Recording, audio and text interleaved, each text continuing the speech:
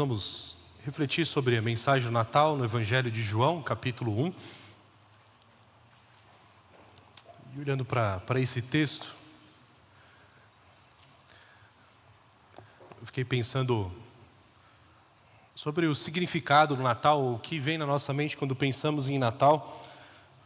Cada um de nós, talvez experiências pessoais, familiares. Enfim, quando pensamos crianças, que o que pensam do Natal, provavelmente pensam em presentes, lembram do Papai Noel, talvez essa festa de família também, já algo que vai entrando na mente delas. Para adolescentes e jovens, talvez um tempo de amigos, estar com os amigos, com os primos, amigo secreto, serem cobrados pelos estudos, namoro e casamento, para aquelas tias, que a gente só vê no final do ano. Para o adulto, é aquele tempo em família, para alguns bons, para outros talvez um momento de tensão, bastante gastos, estourar o cartão de crédito, gastar já o 13º, preparativos de banquetes. E para a igreja, eu acho que é esse momento de muita música, cantata, aquela expectativa do final do ano, e férias chegando. Enfim, são várias tradições e pensamentos, experiências do Natal que isso às vezes acaba nos fazendo desviar ou ficar distraídos para um significado bem profundo do Natal. Natal, ele tem um significado profundo e teológico, E quando a gente fala de teológico, não falando de uma teoria distante, de estudiosos que falam coisas difíceis e parece que não tem muito a ver com o nosso dia a dia, mas não, é uma realidade, uma verdade teológica, uma verdade sobre Deus que traz implicações bem práticas para o nosso dia a dia. E eu quero explorar isso na genealogia de Jesus. Nós vemos uma genealogia de Jesus em Mateus, nós vemos uma genealogia de Jesus em Lucas, mas são genealogias focadas na linha humana de Jesus.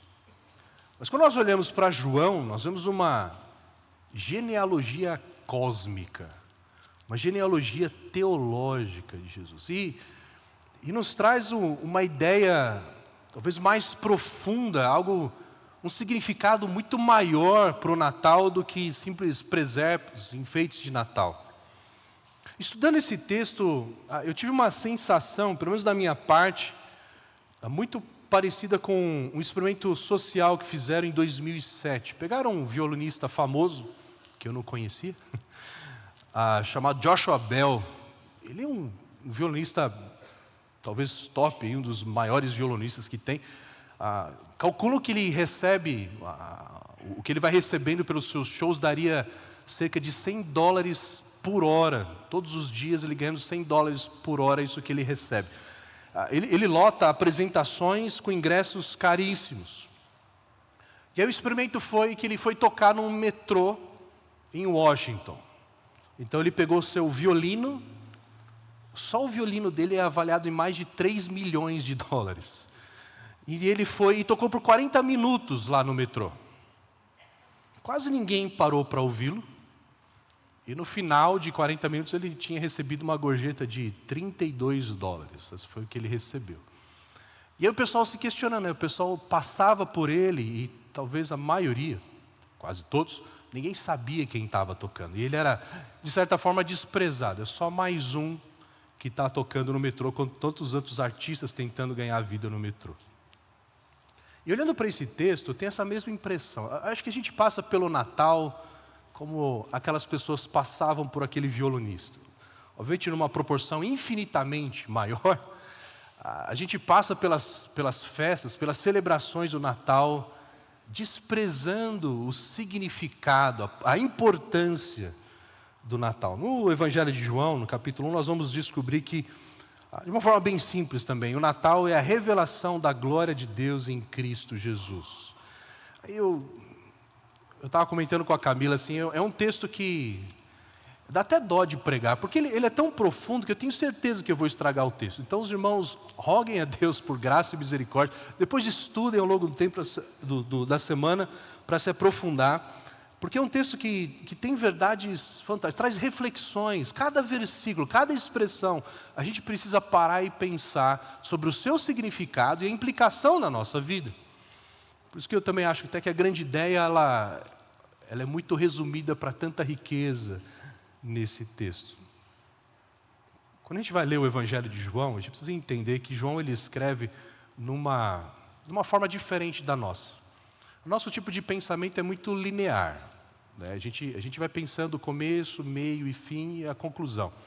João ele escreve num estilo de pensamento grego, até a forma dos mestres judaicos ensinarem, que é uma forma meio circular. Ele fala de algo aqui, aí parece que ele mudou de assunto, mas daqui a pouco ele volta no mesmo assunto, se aprofundando, trazendo um pouco mais de informação, se aprofundando mais daquilo que ele falou pela primeira vez. E isso vai se repetindo. Então, quando a gente vai estudar o Evangelho de João, a gente tem que ter essa leitura que João ele vai trazendo os temas ao longo do livro e se aprofundando nesses temas. Na própria introdução que a gente vai ler, a gente vai perceber isso. Também de uma forma bem simplificada, eu coloquei essa estrutura. Ele começa falando que Jesus é a expressão de Deus, depois ele vai falar de João como a testemunha de Cristo, e ali no meio, talvez uma das partes principais do que João queria transmitir são os efeitos da vinda de Cristo Jesus. Depois ele volta para João, e depois ele volta para mostrar Jesus como a expressão de Deus. Mas vamos olhar o texto, acho que é mais fácil a gente entender isso olhando o texto. João capítulo 1, versículo 1 diz assim: no princípio era o Verbo, e o Verbo estava com Deus, e o Verbo era Deus. Então, quando João ele começa a carta, o Evangelho de João, ele diz no princípio. Isso nos lembra Gênesis 1.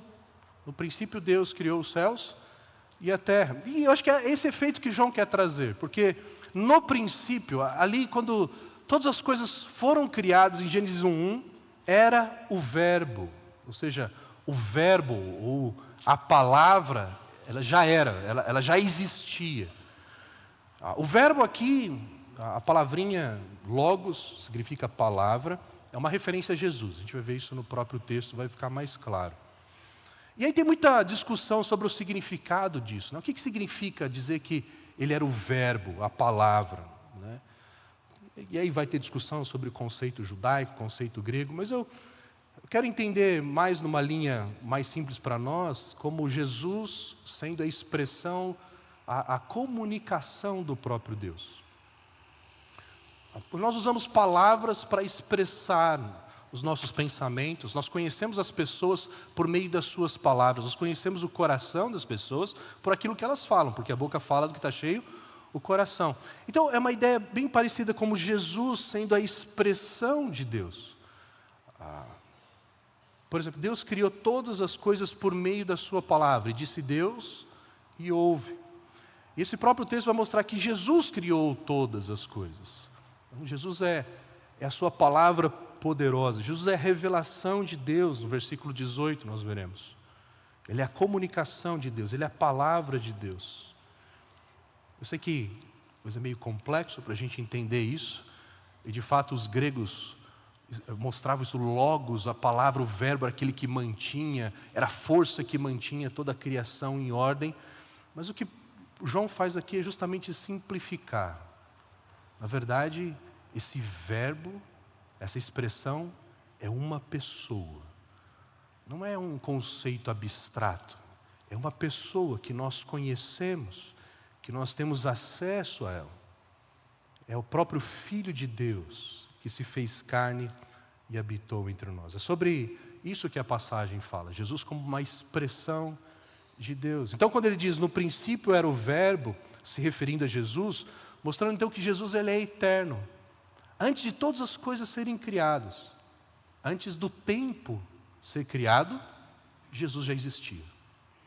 Jesus ele existe fora do tempo. Pensa, consegue imaginar isso? Não, porque nós somos seres criados dentro do tempo. Mas Jesus ele é fora do tempo, ele é eterno nesse sentido. Ele é antes de todas as coisas. Então, nessa primeira frase, quando nós olhamos para o bebê na manjedoura, é isso que João está dizendo. Aquele bebê, ele é eterno. Aquele que criou o tempo, ele entrou no tempo por amor a nós. Ele entrou no tempo para nos salvar, para nos dar a vida eterna. Aquele que é eterno, ele entrou no tempo para nos dar a vida eterna. Isso é o Natal. Esse é o significado do Natal. E o texto continua dizendo, João diz, e o Verbo estava com Deus. Ou seja, desde a eternidade, o Verbo, Jesus, ele estava com Deus, estava num relacionamento com Deus, numa intimidade com Deus. Isso é algo também interessante da gente pensar, porque Deus nunca foi um ser solitário. Deus, nós conhecemos pela palavra de Deus, ele é três, a Trindade, o Pai, o Filho e o Espírito Santo. Eles estão em constante relacionamento por toda a eternidade. Por isso nós somos seres relacionais. Por isso que quando nós nos afastamos de relacionamentos, nos isolamos, nós ficamos doentes. Porque nós somos criados à imagem e semelhança do Deus relacional. E quando nós olhamos para a ideia de Jesus no Natal, e o porquê ele veio até nós, nós lembramos que aquele que é eternamente íntimo do Pai, ele nasce como um homem, e nós sabemos que ele nasceu para viver entre nós, mas o seu propósito era a sua morte. E a morte de Cristo, não só a morte física, mas uma morte espiritual. Quando Jesus assume os nossos pecados, e lá na cruz, vocês lembram? Do meio-dia às 3h houve trevas. Uma manifestação visível de que o próprio Pai vira as costas para o Filho. E Jesus ali na cruz, ele grita, meu Deus, por que me abandonaste? Naquele momento, a intimidade eterna de Cristo foi quebrada por causa dos nossos pecados. Os nossos pecados fazem separação de Deus, quebram a comunhão de Deus, nos afastam de Deus. E Jesus, o Filho, foi afastado, sua comunhão foi quebrada, ele foi separado do Pai, em quem ele estava eternamente ligado, por causa dos nossos pecados. Para que, através da quebra da comunhão com o Pai, e ali ele paga o preço dos nossos pecados, a morte espiritual, e é na sua ressurreição, por meio de Cristo Jesus, nós tenhamos intimidade com Deus por toda a eternidade. Isso é Natal. Esse é o significado do Natal. Aquele que é eternamente ligado ao Pai, foi desligado do Pai por causa dos nossos pecados, para que por meio dele nós tenhamos intimidade por toda a eternidade. E a última expressão de João aqui nesse versículo é: o Verbo era Deus. Ou seja, Jesus é Deus.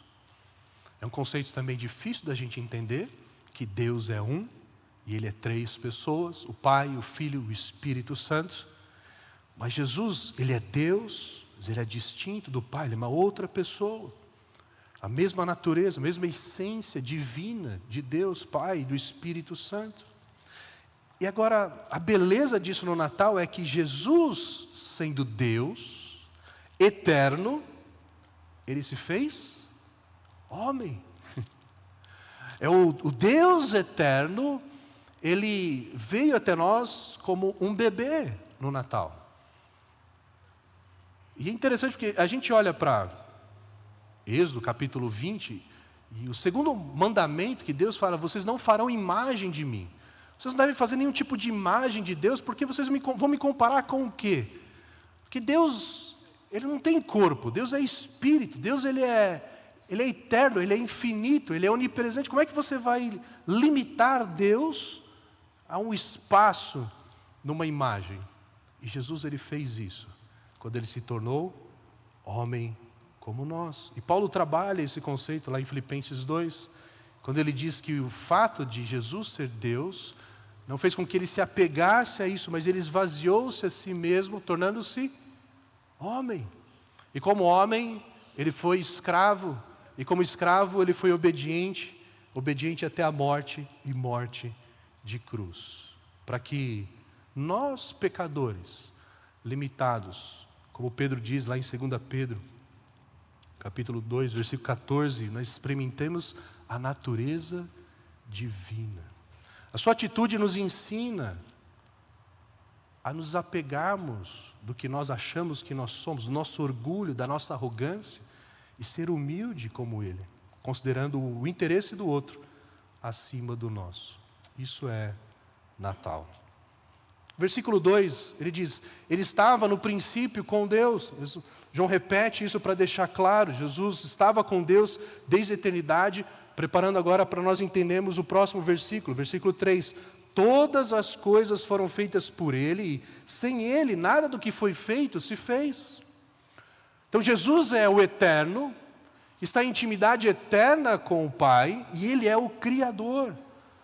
Percebe que João afirma isso de duas formas, da forma positiva, todas as coisas foram feitas por Ele, e da forma negativa, sem Ele, nada do que se fez foi feito.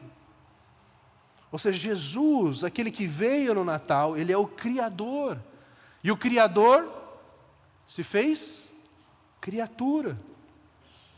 Ele se limitou às limitações da sua criação. Ele nunca deixou de ser Deus, mas Ele passou pelas limitações de nós, criaturas. Jesus sentiu fome, Jesus sentiu cansaço, Jesus sentiu as dores, Jesus morreu. Tente imaginar isso.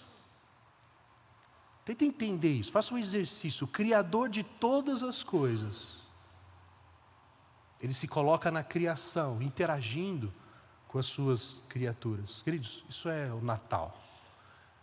Nós olhamos para a figura do bebê que nasceu na noite de Natal. Esse é o significado. O Criador no corpo de um bebê, numa manjedoura, filho de um carpinteiro, de uma jovem.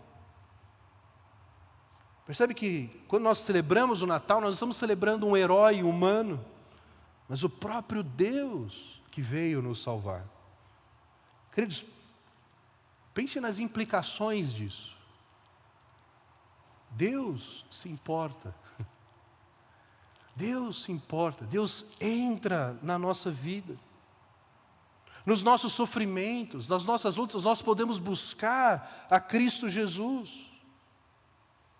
O problema é que muitas vezes a gente não quer receber o Deus na nossa vida, mas nós queremos ser Deus sobre o próprio Deus, não é verdade? Quantas vezes nós reclamamos com Jesus sobre a nossa vida? Como muitas vezes nós colocamos Jesus no banco dos réus e queremos julgar porque Ele não está fazendo aquilo que nós queremos na nossa vida. Não. Ele é o eterno Criador. Eu devo me submeter a Ele e nele encontrar a força para viver mesmo diante dos sofrimentos. Viver uma vida de confiança e descanso naquele que é o eterno Criador. Isso é o Natal. Esse é o significado do Natal em nossa vida. Versículo 4 diz: a vida estava nele e a vida era a luz dos homens. A vida estava nele, no Verbo, no Palavra, em Jesus. Talvez é outro conceito que a gente não consegue entender, mas Jesus é a fonte da vida. Só há vida em Cristo. Não só a vida física, porque a hora que Ele decidir acabou a nossa vida física, mas também uma vida espiritual, uma vida abundante, uma vida com sentido, com propósito. Talvez a maior ilustração disso é olharmos para o mundo hoje. O mundo sem Deus, o mundo sem Cristo está desesperado. A perdição é tanta que no mundo eles não conseguem nem se definir a sua própria identidade. Eles não entendem, não conseguem definir um propósito de vida. E eles vão tentando em propósito, achar um significado para a sua vida, mas tudo que eles encontram é morte. Porque eles tentam encontrar a fonte da vida longe daquele que é a vida, Cristo Jesus. Aquele que é a fonte da vida nasceu no Natal. Aquele que é a fonte da vida, Ele nasceu para morrer a nossa morte, para morrer pelos nossos pecados. E aquele que é a fonte da vida, ele vence a morte através da sua ressurreição, para que por meio dele nós tenhamos vida. Isso é o Natal. E ele diz, e a vida era a luz dos homens. Ou seja, Jesus não dá simplesmente vida, mas ele dá a luz. Sem Jesus, a vida são trevas. Quantas pessoas vivem nas trevas? Elas não têm esperança. Elas não entendem o sentido da vida. Elas vivem em desespero. Trevas no casamento, trevas no relacionamento com os pais, com os filhos, no seu trabalho, na sua saúde, na sua vida, são trevas. Mas Jesus é aquele que traz a luz, ilumina a nossa vida. Talvez é por isso que nós temos tantas luzes no Natal, apontando para essa realidade que Jesus, aquele que é a vida e a luz de todos os homens. Pense que aquele que vivia em luz plena, ele nasce numa noite escura da humanidade. Nós vimos hoje de manhã, o povo que habitava em trevas, como vimos pela manhã, viu grande luz. E aquele que é a luz, ele nasceu para enfrentar as trevas da morte, para que nele tenhamos a luz da vida. Isso é Natal. Pense nas implicações disso. Jesus é a vida, é a luz. Se você não tem vivido a vida, se você vive sem esperança, se você está desanimado, se talvez a segunda-feira, esse final de ano é algo escuro para você, é porque você não tem vivido em Cristo Jesus. A verdadeira vida e luz está em Cristo Jesus. Isso implica num relacionamento real com Ele. Nós estamos falando de uma pessoa. Você precisa buscar um relacionamento com Cristo, Ele fazer parte da sua vida. Não pode ser algo só de final de semana. Não é uma religião. Não é alguém afastado que você vai embora e vai deixar ele aqui na igreja, e aí a partir de agora saiu daqui, ele não tem nada a ver com a sua vida. Não. É um relacionamento pessoal, real, constante, que tem implicações para tudo na nossa vida. Tudo, absolutamente tudo. Jesus tem que estar lá, porque senão será trevas e morte. E interessante que isso não é só para nós, mas é para todos os homens. Ele é luz para todos os homens. Talvez eu e você, a gente... Não, tá bom, Ricardo, acho que eu tenho vivido isso. Eu tenho vivido a luz de Cristo, a vida de Cristo em minha vida, mas nós vivemos no meio de pessoas que vivem em trevas. Pessoas à nossa volta, elas não conhecem aquele que é a luz e a vida. Nós precisamos levar aquele que é a luz e vida para essas pessoas. Percebe? O que essas pessoas precisam? Elas não precisam de um bom conselho humanista. Eles não precisam de uma visão política melhor, de talvez mais saúde, talvez de um estômago cheio. Todas essas coisas são importantes, mas não são as coisas mais importantes. Aquele que é mais importante, a solução para o homem nas trevas, é aquele que é a luz e a vida.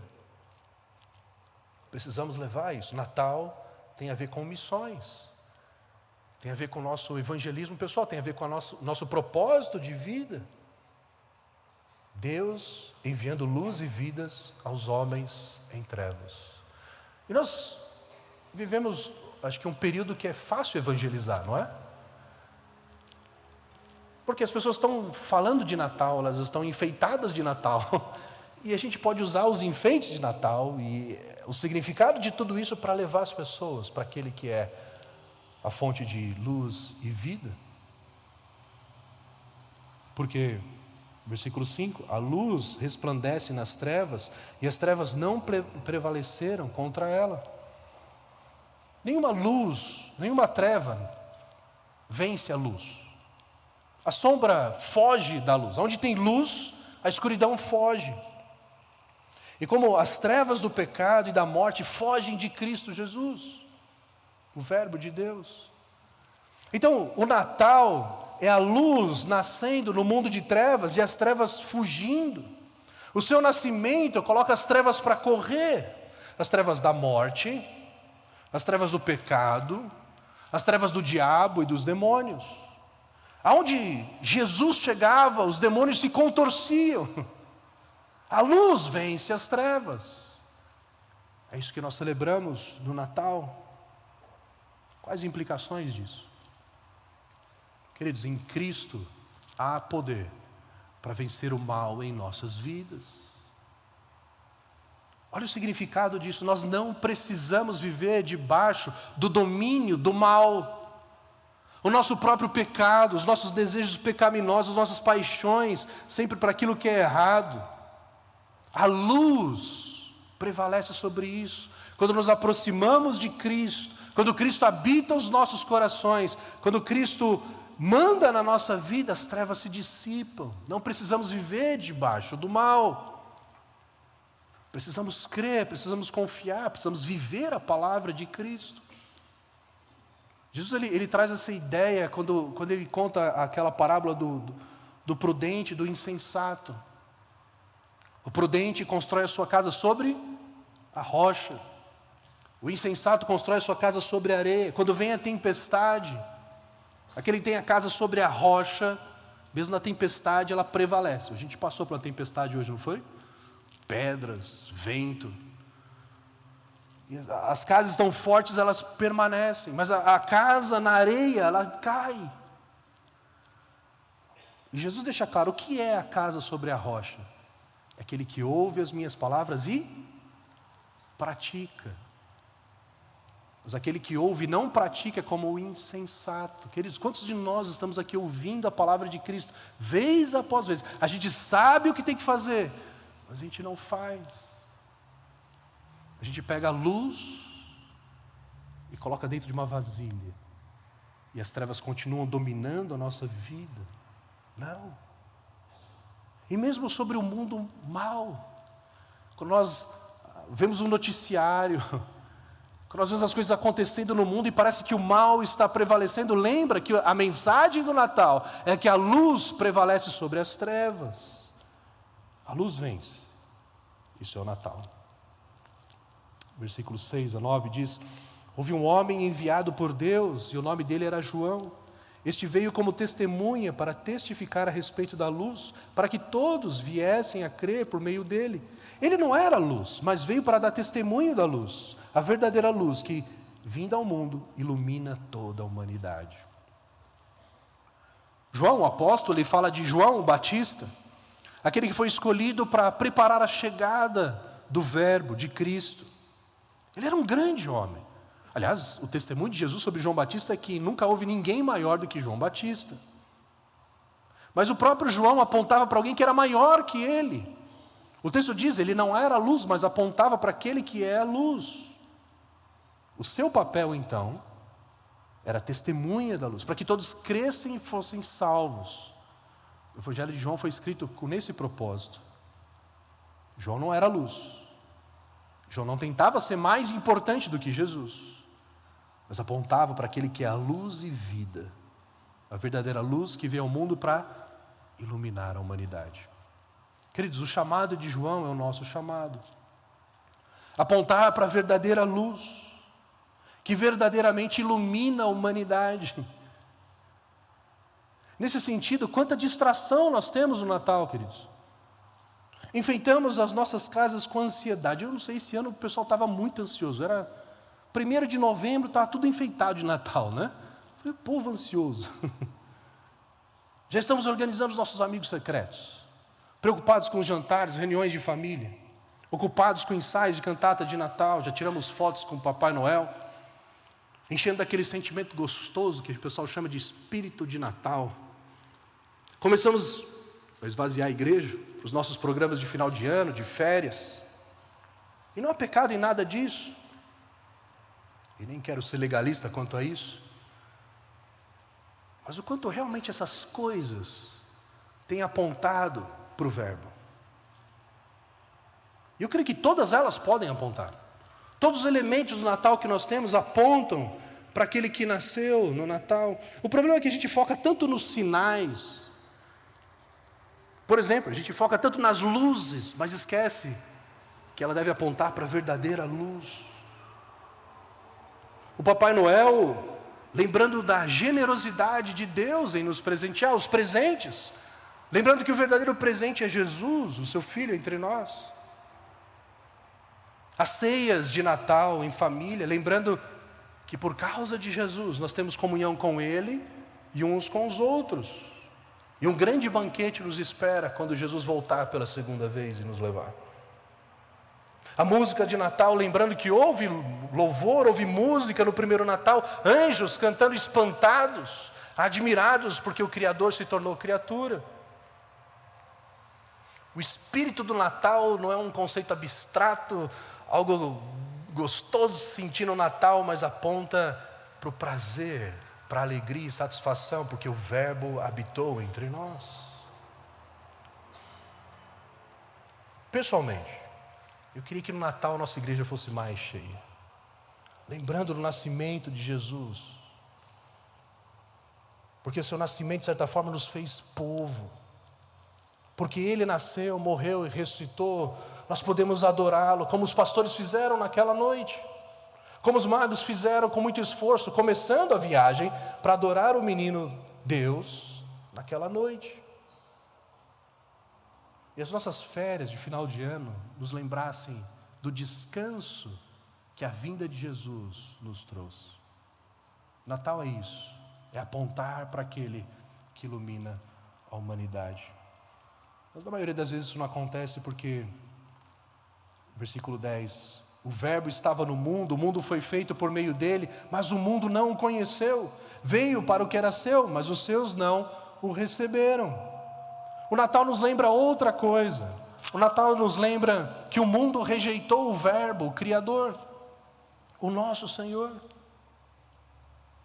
Olha isso, queridos, aquele que é a expressão de Deus estava no mundo que Ele mesmo criou, mas o mundo não reconheceu o seu Criador, o mundo não reconheceu aquele que é a fonte da vida, o mundo não o acolheu. O dono do mundo foi rejeitado pelo mundo, e pensando no seu próprio povo, o povo de Israel, também o rejeitou. Isso é Natal. Natal revela o nosso pecado, o absurdo de rejeitar aquele bebê. Herodes tentou matá-lo, os líderes judaicos foram indiferentes. Só os humildes pastores, os magos estrangeiros e os animais o receberam. O Natal é um pouco daquela sensação, vocês estão loucos? Vocês sabem com quem que vocês estão falando? Eu não sei se você já assistiu aquelas pegadinhas que o pessoal passava na televisão, que o patrão se vestia de funcionário ou de cliente, já viram isso, não? E aí ele vai trabalhar junto com outro funcionário e fazia perguntas, e às vezes até pergunta, o que você acha do patrão, do dono? E às vezes os caras falavam coisas absurdas e a gente assistindo ficava aflito. Falava, cara, você sabe o que você está falando? Eu sou o chefe. É muito mais do que isso. É o Criador vivendo entre nós, sendo rejeitado pelas criaturas. Somos nós rejeitando aquele que é a fonte da nossa vida. O Natal é parecido com isso. O Natal revela o absurdo do pecado, que nos leva a rebelarmos contra o eterno, o Criador, a luz, a vida, a expressão encarnada de Deus. Mas também o Natal aponta para a graça de Deus, versículo 12, mas a todos quanto receberam deles o poder de serem feitos filhos de Deus, a saber os que creem no seu nome. O mundo o rejeitou, mas há aqueles que o receberam, aqueles que entenderam quem Jesus é. E aqueles que o receberam, aqueles que creram, olha que fantástico, deu-lhes o poder. O poder do quê? De serem feitos filhos de Deus. Isso é Natal, queridos. O Filho de Deus nasceu para que nele, nós que recebemos, que cremos, também recebêssemos o poder de nos tornarmos filhos de Deus. Isso é tão fantástico e marcou tanto a vida de João, que depois na sua carta, 1 João 3:1, João diz, vejam como é grande o amor do Pai, que o Pai nos concedeu. Vejam como é grande o amor que o Pai nos concedeu, que fôssemos chamados filhos de Deus, o que de fato somos. Eu sei que nós vivemos numa cultura onde todo mundo é filho de Deus. Isso não parece grande coisa. Mas isso é mentira. Não é todo mundo filho de Deus. Esse texto deixa claro. Essa passagem diz que em Cristo, tudo que nós aprendemos sobre Cristo nessa passagem, na leitura até agora, nós vemos que nós estamos longe disso. Nós não temos acesso ao eterno, ao Criador, aquele que é a luz pura. Mas por meio dele, de Cristo, nós somos aproximados. A saber, aqueles que creem no seu nome. A ideia de crer no nome é crer no próprio Jesus, na sua obra, no que ele fez, a sua morte, a sua ressurreição. Aquele que confia em Cristo pode se tornar filho de Deus. Natal é isso.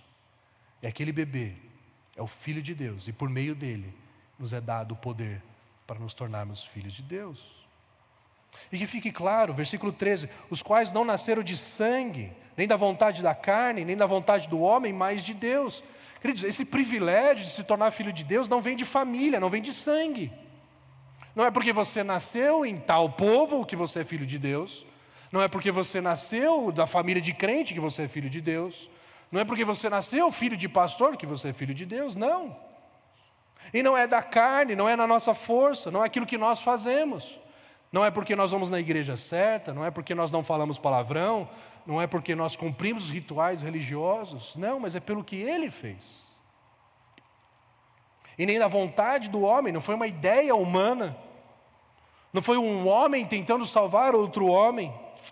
Inclusive essa é uma das aberrações do Natal, e existem filmes e mais filmes e histórias tentando dizer que o Natal é uma criação humana. O texto diz, mas é de Deus. É iniciativa de Deus, é uma obra divina. Por isso a glória, a honra tem que ser para Ele. Queridos, Natal é isso. O Natal é uma obra divina, não é uma festa humana, não é uma tradição religiosa.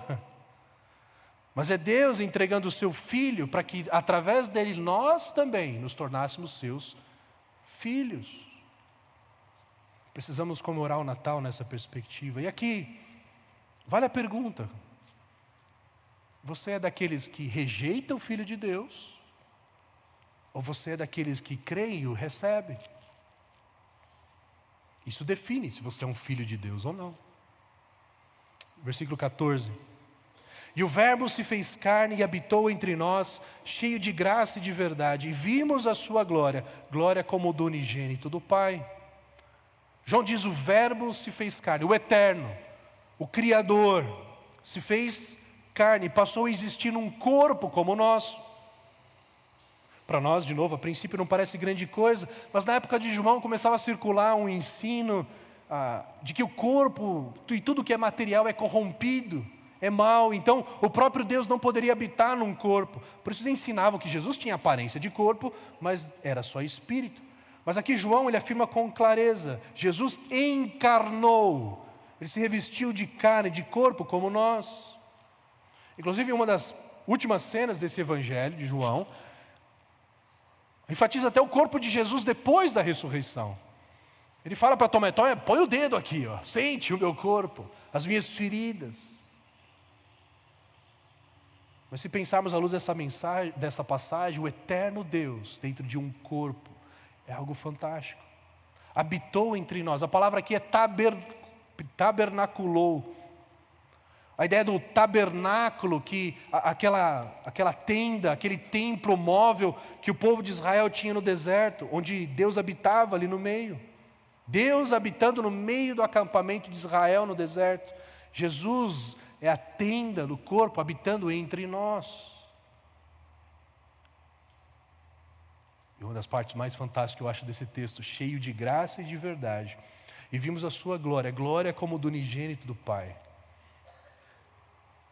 João diz, em Cristo Jesus nós vimos a sua glória. Em Jesus vemos a glória de Deus. Isso me lembra a passagem de Moisés. Quando Moisés ele faz um pedido ousado para Deus. É um contexto meio estranho. O povo tinha acabado de pecar contra Deus, de trair a aliança de Deus, adorando o bezerro de ouro. E o Senhor estava a ponto de destruir o povo. Então Moisés, lá em Êxodo 33, faz um pedido para Deus. Deus, Senhor, eu peço-te que me mostre a tua glória. Moisés quer ver a glória de Deus. Mas Deus diz, ninguém pode me ver e continuar vivo. Vamos fazer o seguinte então, Moisés. Eu vou te colocar numa fresta da montanha, eu vou tampar com a minha mão e vou passar. E você vai ver só as minhas costas. Eu acho uma doideira isso. E assim acontece. Como que é descrita a passagem de Deus diante de Moisés? Êxodo 34, 5. Então o Senhor desceu numa nuvem e permaneceu ali com ele e proclamou o seu nome, o Senhor. E passou diante de Moisés proclamando, Senhor, Senhor, Deus compassivo e misericordioso, paciente, cheio de amor e de fidelidade, que mantém o seu amor a milhares e perdoa a maldade, a rebelião, o pecado. Contudo, não deixa de punir o pecado. Castiga os filhos, os netos, pelo pecado de seus pais até a 3ª e 4ª geração. Gente, aqui é o próprio Deus se descrevendo. E como que Deus se descreve? Como Deus compassivo. Um Deus cheio de compaixão. Um Deus misericordioso que não dá o juízo, não dá o castigo que merecemos. É um Deus paciente, com a nossa lentidão de aprender e mudar. É um Deus cheio de amor.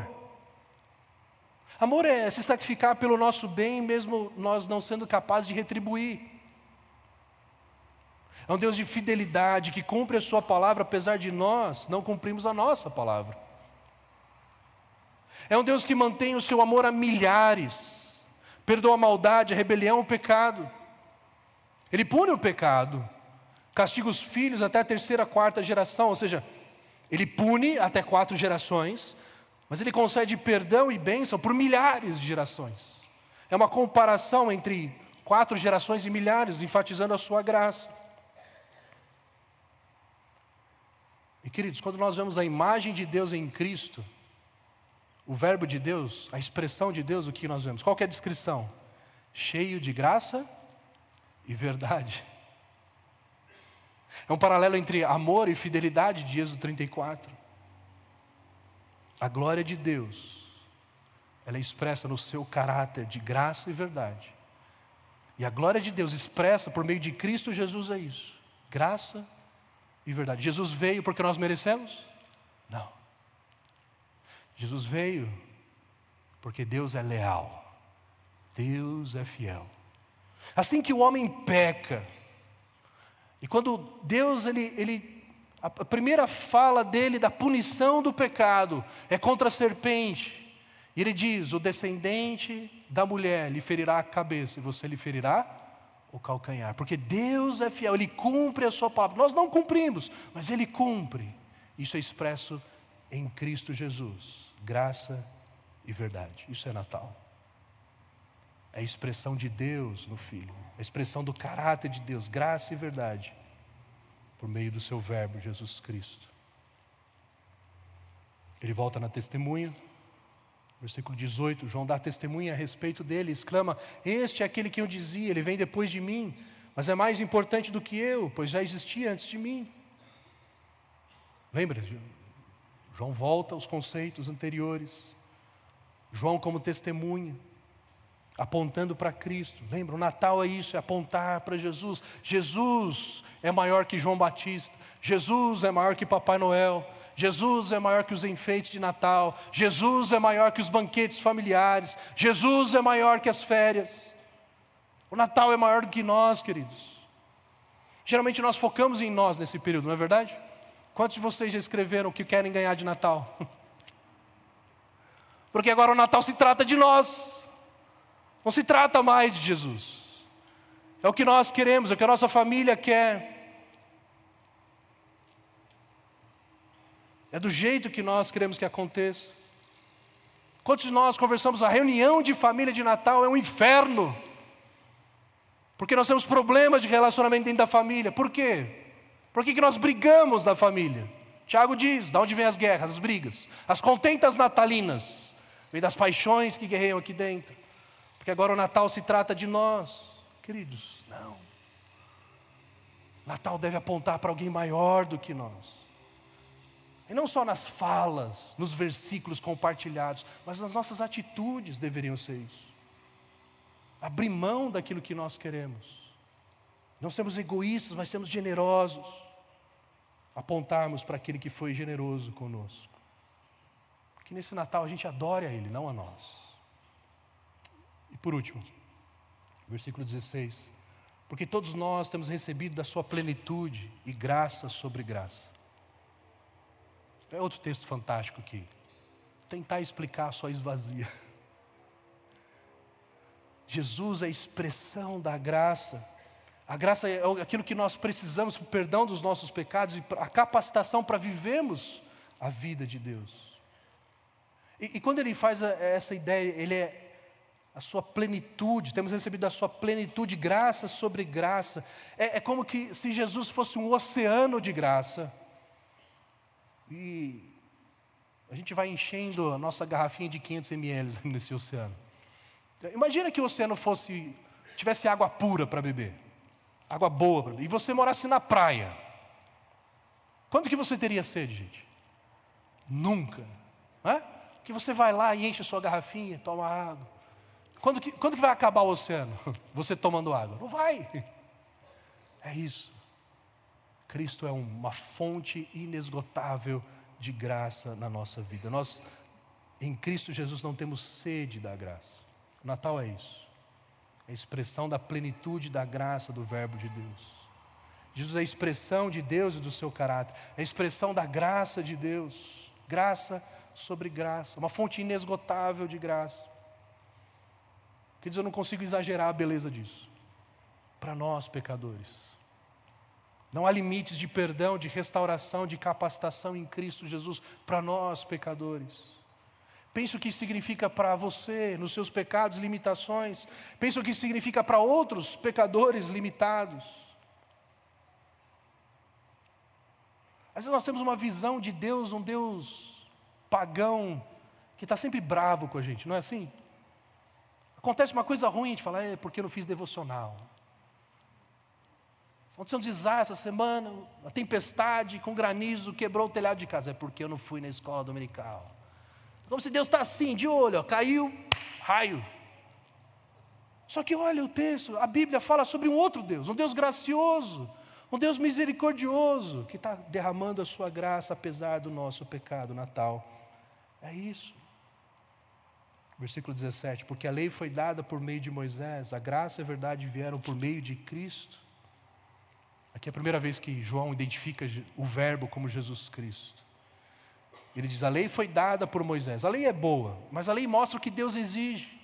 A lei mostra a nossa culpa, a nossa incapacidade, a nossa necessidade. A lei é como um raio-x, ela mostra o problema, mas o raio-x não cura. Jesus não. Jesus é a cura. Ele não é apenas a mensagem, mas ele é a encarnação da graça e verdade. Ele é tudo aquilo que Deus disse em Êxodo 34. Agora visível, tocável, abraçável. A lei aponta para Cristo e Cristo cumpre a lei. A lei diz, faça. A graça diz, Cristo fez. A lei revela o pecado, Cristo remove o pecado. A lei mostra a distância, Cristo atravessa a distância e nos conduz até Deus. Isso é o Natal. Versículo 18. Ninguém jamais viu Deus. O Deus unigênito que está junto ao Pai é quem o revelou. Nenhum ser humano viu a Deus em sua plenitude.